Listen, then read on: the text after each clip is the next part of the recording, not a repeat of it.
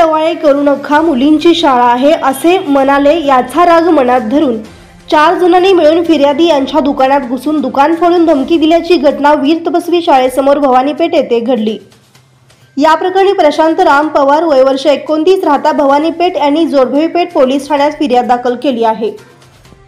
त्यांच्या फिर्यादीवरून विश्वास सावंत, सोनू मुनगंटी, सचिन हावले, रवी मोरे सर्व राहता अवंतीनगर यांच्या विरुद्ध गुन्हा दाखल झाला आहे।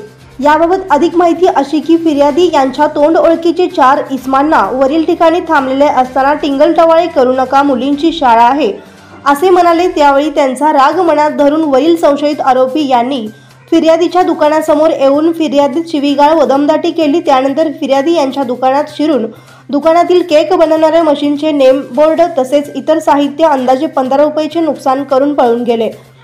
तसेच पुन्हा रात्री 2 वाजण्याच्या सुमारास रवी मोरे यांनी फिर्यादी यांच्या मोबाईलवर फोन करून आता तुझे दुकान फोडले, परत तुला फोडतो अशी धमकी दिल्याची फिर्यादीत म्हटले आहे। पुढील तपास पोलीस हेड कॉन्स्टेबल भोगशेट्टी हे करीत आहेत। बंधुप्रेम न्यूज चॅनलला लाईक, सबस्क्राइब व बेल आयकॉन दाबायला विसरू नका। धन्यवाद।